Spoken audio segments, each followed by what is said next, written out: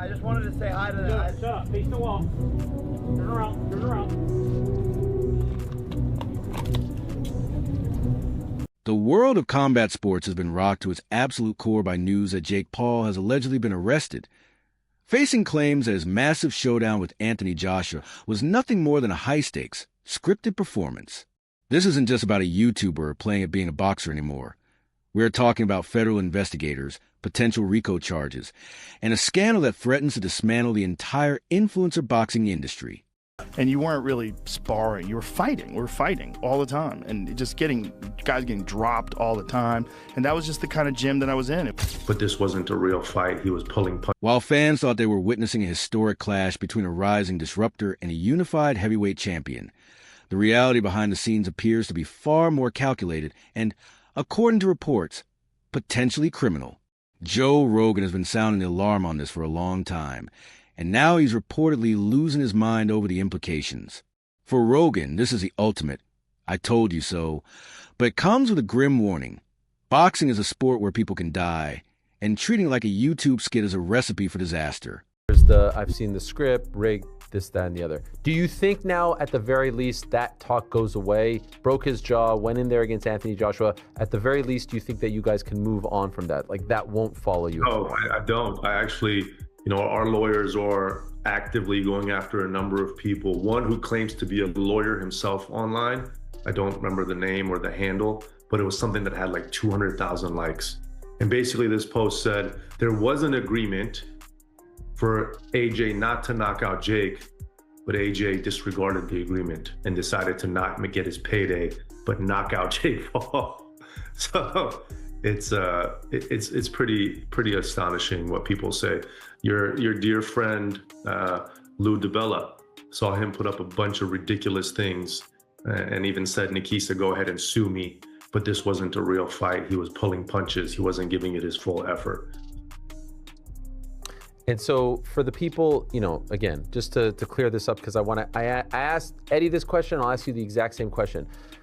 Once and for all, was there any sort of arrangement as far as it should go this many rounds? Because that's the one that I've heard. Oh, Anthony agreed to 3 rounds, 4 rounds. Can you tell us in black and white if there were any talks of any kind between the network, the promotion, the fighter? There has never once in Jake Paul's career been any talk of that sort, of anything to do with the fight being anything but a real fight that has exactly the same situation as any professional fight.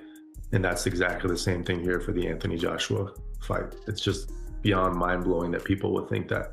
Anthony Joshua was on record saying that if he didn't finish him in the first round, that would be disappointing, that it would be a failure. The narrative changed as we got closer to fight night and obviously post-fight. The allegation suggests that Paul and his team didn't just promote a fight. They orchestrated specific moments, essentially turning a professional bout into a choreographed piece of entertainment. If the Department of Justice can prove these communications exist, we are looking at a mountain of legal trouble, wire fraud, conspiracy to defraud millions of paying customers, and racketeering. Look at all them celebrities like dude from the Mighty Ducks, the little boy actor that got strung out on drugs.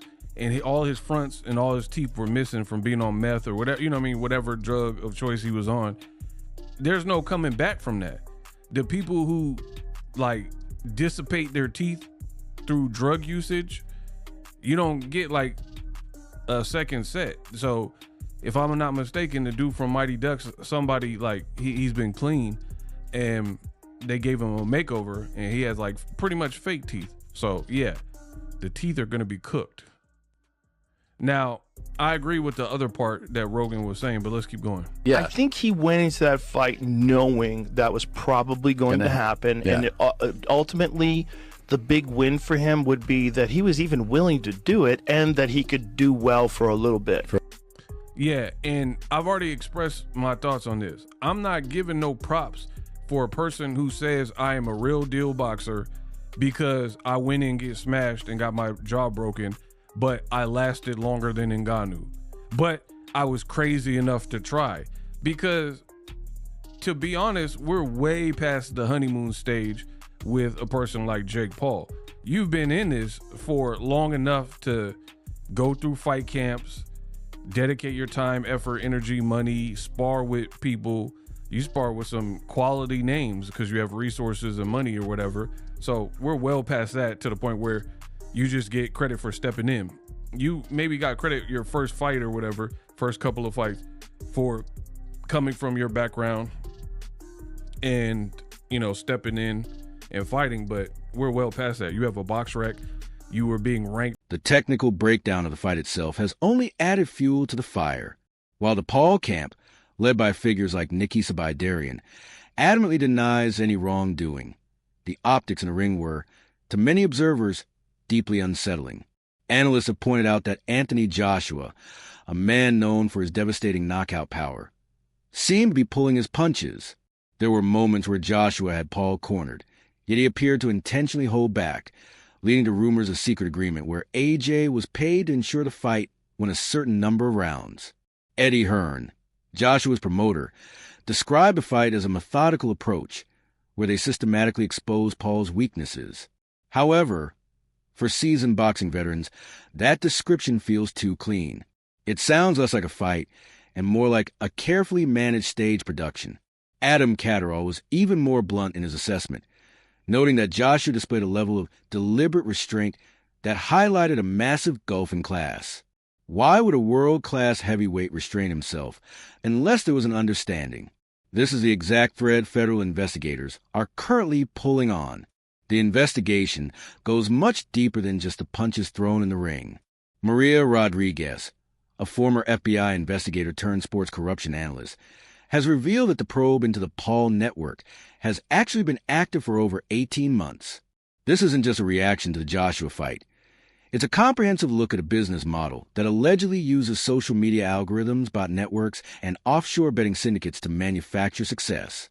Investigators are looking at a complex web of shell companies and cryptocurrency exchanges used to move hundreds of millions of dollars. The theory is that Paul's fight served as a vehicle for a massive money laundering operation, where illegal gambling profits were disguised as legitimate boxing revenue. Digital forensics experts have reportedly recovered deleted messages that discuss narrative control protocols and audience engagement sequences.